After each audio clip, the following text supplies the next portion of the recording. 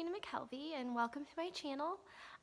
I just wanted to tell you a little bit about my fertility journey, and I hope you will tag along with us through this process, and hopefully it all works for the best. So let's get started.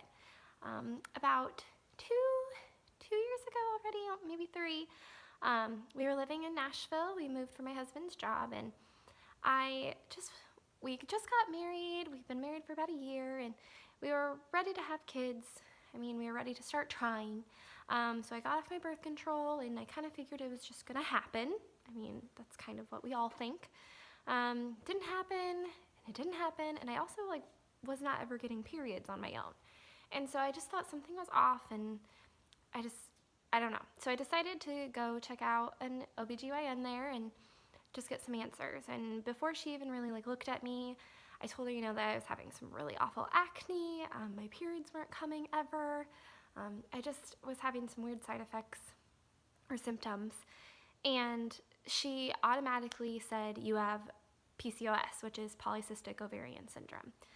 So I didn't really know a lot about it, but she gave me a pamphlet, and the only thing that really caught my eye when I saw that was infertility, which just broke my heart, because all I've ever wanted was to be a mom. And so that was kind of the area that I just focused in on. There's a lot of other things that PCOS can cause, but that was the one that just really rattled me. So she just said that the thing that we can do to help me the best would be get put back on birth control. And so that's what we did. We weren't really in a hurry to have kids at that point, so we were fine with it. My husband's job, then he transferred over to Kentucky, so now we're currently in Kentucky, and that was about a year.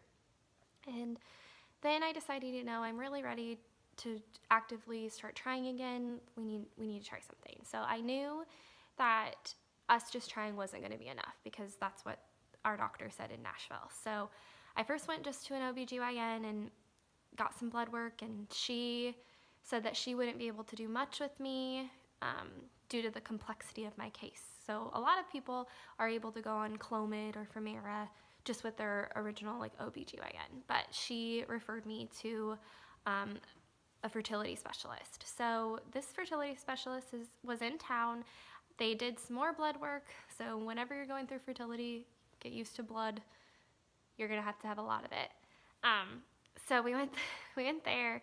She checked all my results. Everything looked fairly normal, so it looked like the only issue was me not ovulating. And that's a big issue that will definitely cause you to not get pregnant.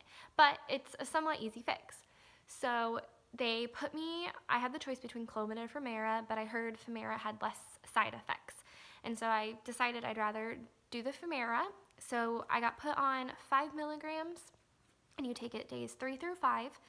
And then we just did timed intercourse. The first try didn't work, so we upped my dosage to 7.5 milligrams, days 3 through 5, or 3 through 7, sorry, days 3 through 7. And went back for the ultrasound. Everything looked great, so we did timed intercourse again. Again, nothing happened. We did that I got all the way up to 10 milligrams, which is a very high dose, especially for my age and my weight and everything. It's just kind of an unheard of dose for a lot of people. Usually they try to keep you at a lower dose. And I was producing about 2 follicles at a mature size each time, which was great, but the timed intercourse just wasn't working. So I think we did that 4 times. And then we decided, this isn't working. We need to do something else. So she thought the best option would be going to IUI, so in utero insemination, with the Femera. So that's what we did. We did the 10 milligrams of Femera, days 3 through 7. Again, I was producing 2 follicles every time that were great size, and then I did IUI. So the first time, I was very hopeful, new thing. I really thought it was gonna work. And I went in, nothing. So we did it again, same process. Same 10 milligrams, days 3 through 7, 2 follicles, and again, nothing. And I should mention that my husband's, all his sperm analysis, all that came back really great. So the only area we're really focusing in on is me. For some reason, I'm not working in the equation, but his side is perfect, which is great. I'm glad we're not having to deal with both of us. So that helps the case for sure. So that was the second time of IUI. So then I was getting a little nervous because I've heard, if it's going to work, it's going to work either on the second or third try. But after that, your chances go down significantly. So we went in and we did the third one. So we stayed on the 10 milligrams of Femera days 3 through 7, did my mid-check ultrasound. Everything looked great again. His sperm sample looked great. Awesome. Went back in, did it, waited the 2 weeks, which, by the way, the 2 weeks is the worst wait ever. And so we waited, and again, nothing. I was so disappointed because I really thought, the third time it was going to work. I really thought everything looked great, but again, it didn't. So we kind of got down to, we can keep trying IUIs or we move on to IVF. And this was a really difficult decision for us because obviously IVF is very expensive and IUI is not as expensive. And yes, my insurance does cover most of it, which was fabulous. But again, it's a lot to put your body through, and we just weren't sure. So we talked to our doctor and we talked about IVF. We talked about the different things you can do and all the paperwork, and it's very overwhelming. But I just wasn't sure if that was the right thing for us. So after a lot of thought and prayer, and we decided that IVF is going to have to be what we try next, because we're just tired of the waiting.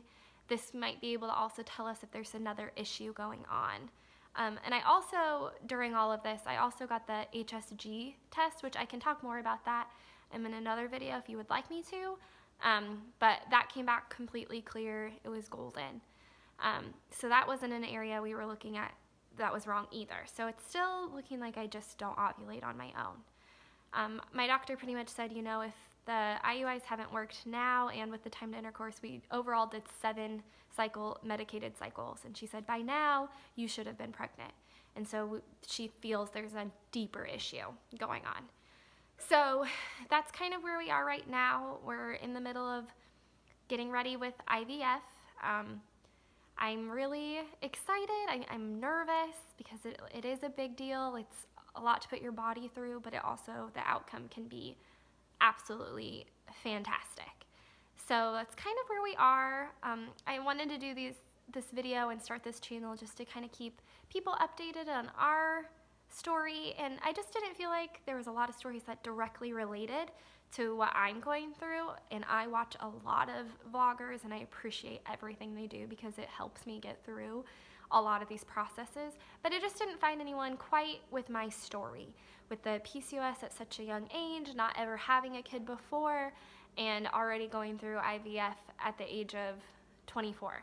I will be 25 when we start, so I feel like I'm fairly young to be starting this process, and I just wanted to reach out and see if maybe there's anyone else too going through this situation, and I am more than happy to answer any questions or be support for you as well. So keep following along, push that subscribe button, and we'll see what this adventure brings us. But thank you for watching.